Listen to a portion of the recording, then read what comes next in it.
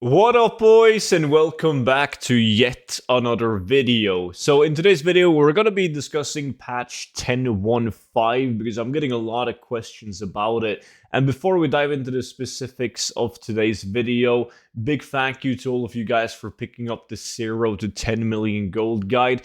If you haven't picked up the guide yet, make sure to use the discount code DRAGONFLIGHT and you will get it for 50% off. It's over 180 pages long, and it features the best gold making tactics and tips that I personally use in order to achieve multiple gold caps. And the best part about it, by far, is the fact that it never runs out of date, because whenever there's a new patch or even a brand new expansion to the game, I'm just updating the exact same guide and I'm sending that version to your email for free. And to those of you that already have the gold guide, it's definitely worth checking out the VIP Discord with exclusive content. That's also going to be linked in the description down below. But patch 10.15. So first of all, patch 10.15 is actually has a release date right now. So it will release July 11th. So it's good to know that we finally have a date. Now, in terms of like everything happening like in the patch itself, there's new evoker spec, the augmentation, you have the mega dungeon, you have time rifts, which is actually really cool. Like the transmog you can get from it is really badass. Like there's a bunch of mounts, but also a bunch of like new transmog items.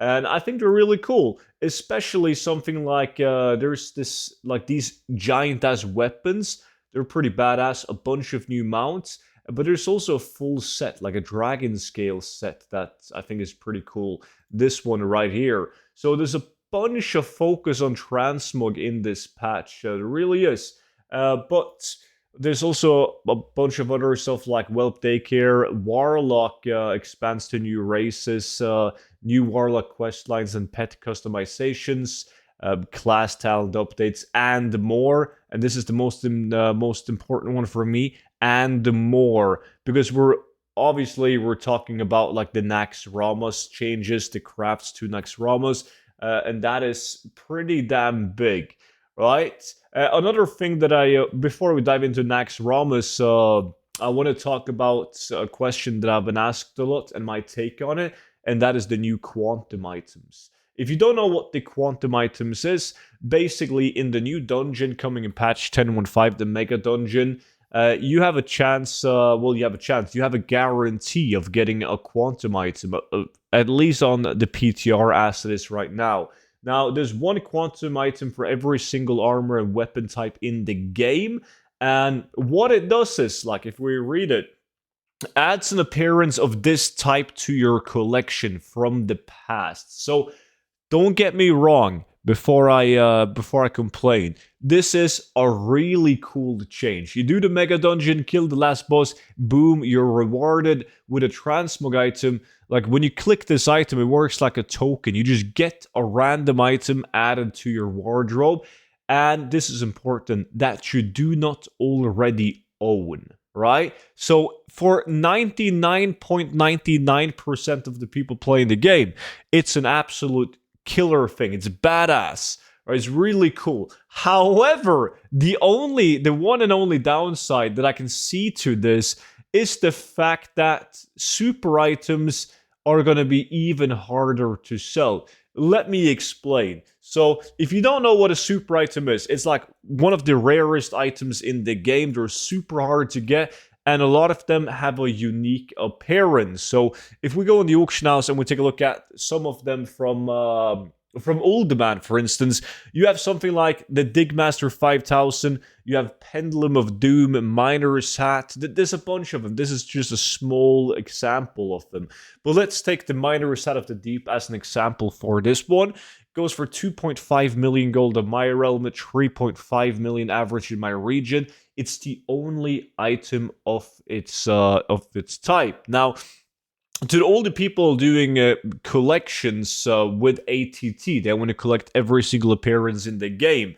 Usually the items they are left with that they don't have in terms of legacy items are the super items, because first, They might not even be up on the auction house. Second, they're millions of gold. So what do you think happens when these guys, your only potential buyers of these items, like can go and do the new mega dungeon and then just get the appearance for free? Because if you have, like, let's say you get the quantum headpiece, and the only items you're missing, legacy transmog items, are the super items like Papalfes and Miner's Hat, right?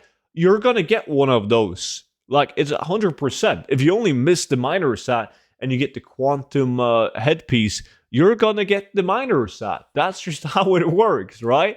It's really cool, though. Don't get me wrong. I really think it's a cool change.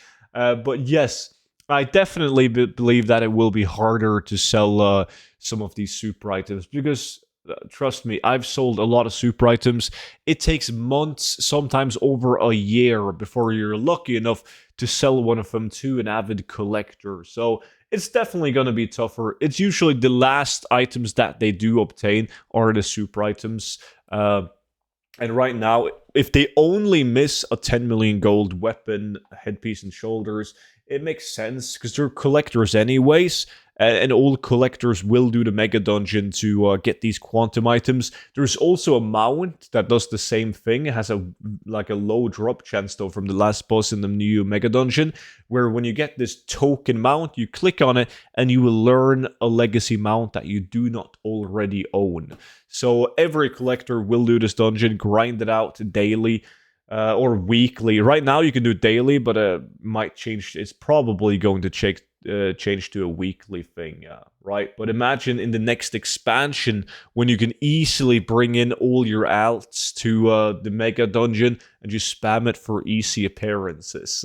So yeah, that's just my take on that. In good news though, there's a BattleNet cap increase to 400. Doesn't affect too many people, but as a live streamer as myself, it's nice to not having to delete everyone constantly. So that's pretty cool. Even though I do wish that they actually increased it to like just 1,000. I don't see a difference between having a cap on 400 or 1,000, right?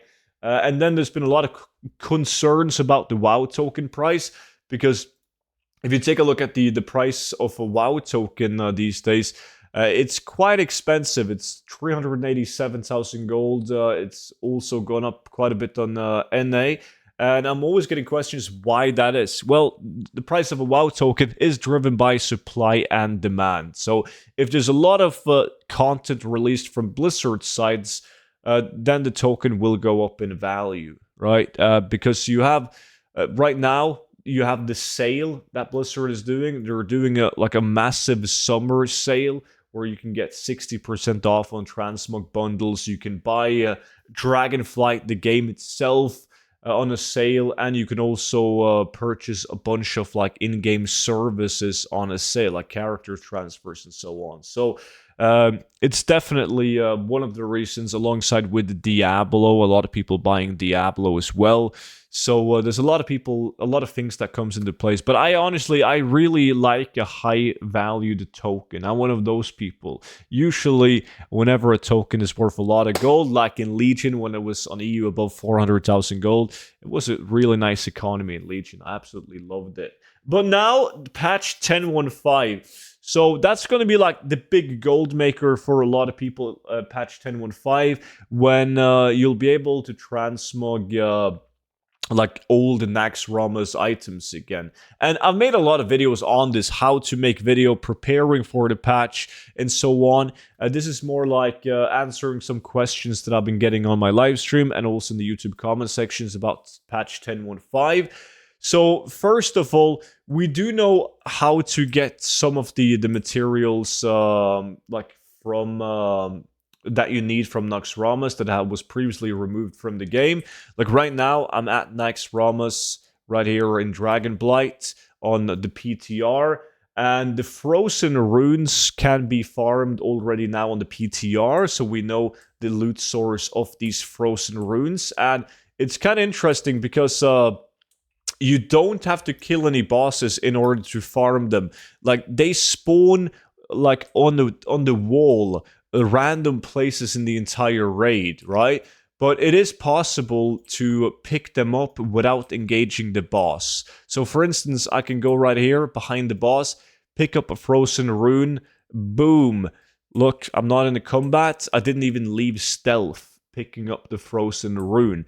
And that what that allows me to do is to pick up the runes that I can without engaging any boss, run out of the dungeon, reset the dungeon, and then go back in and do it all over again. I don't have to worry about the cap. However, we do not know how to acquire the new recipes and plans. Blizzard is doing a good job at keeping that a secret, just like they did with the Sulgurub patch. So I'm guessing that there's going to be a strong incentive to killing the bosses. Like, the bosses will probably have a low chance at dropping you patterns and plans. So, and maybe even some of the other materials that you need that's new to the game.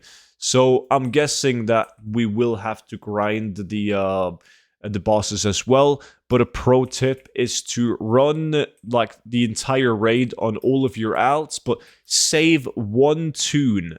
Right? Do not kill bosses on one toon, so that whenever you have brought all of your characters through the raid, you're not screwed for that day. You can just go and pick up the frozen runes in front of or around the first boss area, and then go out and reset, so you can constantly or continuously farm it over and over again. So there's a lot of these runes around though, but they're typically around bosses. But as you kill bosses to go further into the raid, oh, now I just walked into the same wing. But like this wing, for instance, right?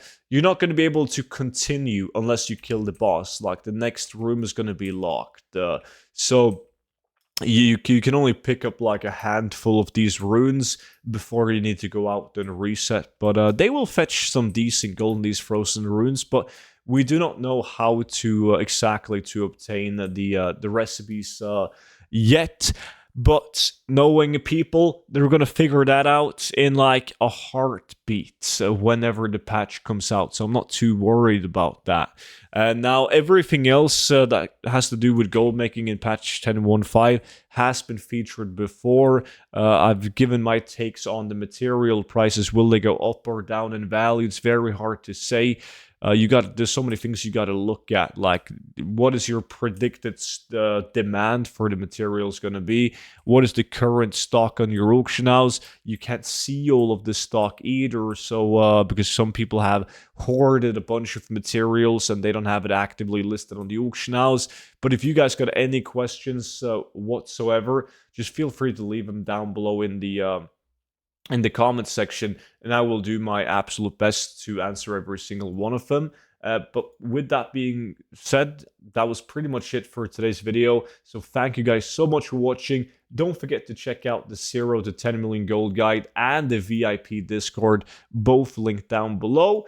And that's pretty much it. Thanks for watching, and I'll see you all back in at tomorrow's video. But until then, bye-bye.